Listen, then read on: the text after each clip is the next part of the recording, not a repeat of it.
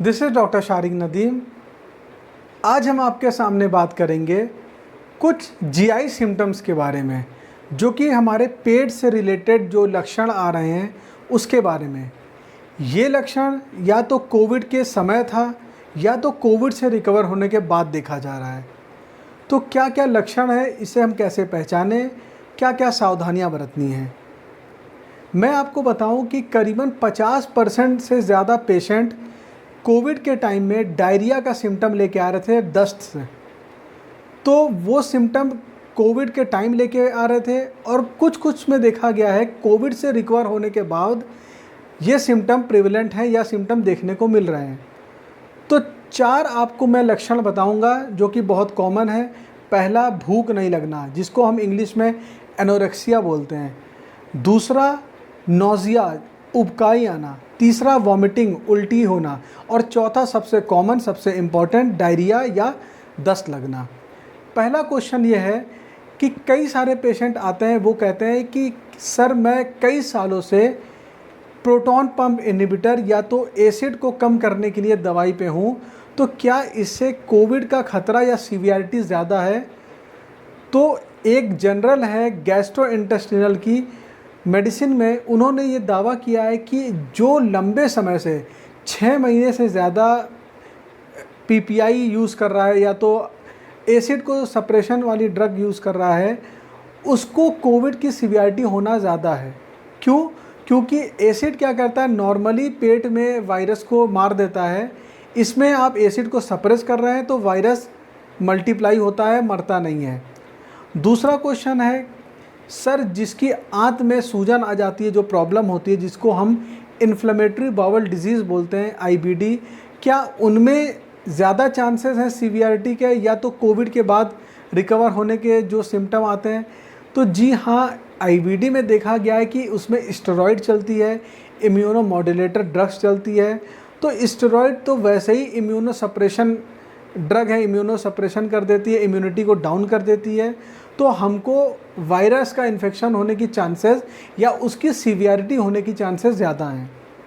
ये तो आपको मैंने बताया क्या लक्षण है और क्या क्या क्वेश्चंस हैं। तीसरी चीज़ मैं आपको बताऊं कि लीवर, जो जिगर होता है, वो भी इन्वॉल्व हो रहा है। करीबन 30 से 35% में एसजीओटी एसजीपीटी बढ़ा हुआ आ रहा है। पेशेंट को उल्टी आ रही है और पेशेंट को भूख नहीं लग रही है, एसजीओटी एसजीपीटी बढ़ा आ रहा है।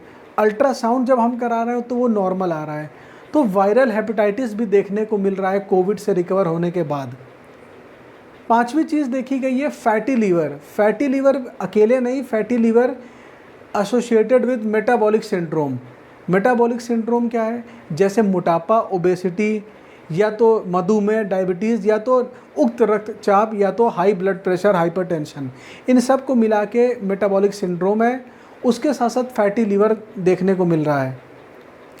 और क्या देखने को मिल रहा है? छठी चीज़ कि पानी भर जा रहा है पेट में, जिसको हम एसाइटिस बोलते हैं।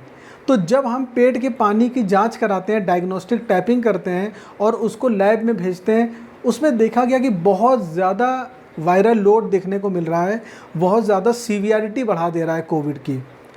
तो ये सब चीज़ें मैंने आपको बताई। अब हम बात करते हैं कि किन किन चीज़ों पे हमें ध्यान देना है। पहली चीज़ आपको याद रखना है कि एसिड रिफ्लक्स डिजीज़ क्या होती है, जिसको हम लोग बोलते हैं GERD, gastro oesophageal reflux disease. जिसमें क्या होता है कि जो हम खाना खाते हैं वो हमारा बाहर आने को होता है। हम ये कंप्लेन करते हैं कि सर हमारा गले से लेके पेट तक पूरा जलन हो रही, जल रहा है या खट्टा खट्टा लग रहा है। तो इसको हम कैसे बचाव करेंगे? सबसे पहली चीज़, आप पानी पिएंगे, स्पाइसी फूड कम खाएंगे, जो तला भुना चीज़ है वो कम खाएंगे, और आप एक्सरसाइज करेंगे। चौथी चीज़, स्ट्रेस नहीं लेंगे। और पांचवी, अगर इससे भी सही नहीं हो रहा है तो आपके डॉक्टर आपको एसिड सप्रेशन ड्रग देते हैं, जिससे एसिड आपका कम बनने लगता है। दूसरी चीज़ है कॉन्स्टिपेशन या कब्जियत।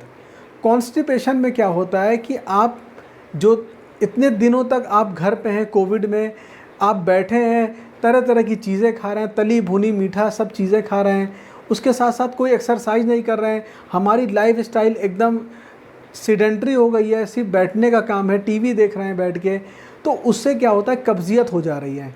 तो इसमें हम कैसे बचाव करें? खूब सारा पानी पीना है, हाई फाइबर डाइट खाना है, एक्सरसाइज करना है, और चौथा लैक्सेटिव ले सकते हैं आप, इसबगोल ले सकते हैं, या तो आपके डॉक्टर आपको लैक्टुलोज सिरप प्रोवाइड करेंगे, वो आप ले सकते हैं।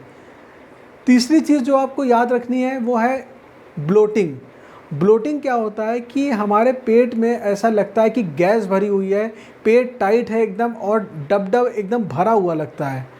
तो उसके लिए हम क्या करें, ये क्यों होता है, ये हमारे जो एक खाने का पैटर्न होता है जिसको हम लोग बोलते हैं हाई फॉडमैप डाइट। फॉडमैप क्या है, फर्मेंटेड कार्बोहाइड्रेट, जो हमारा जो बंद बंद फूड आता है या चिप्स आता है या तो बिस्किट का पैकेट आता है, इसमें होता है।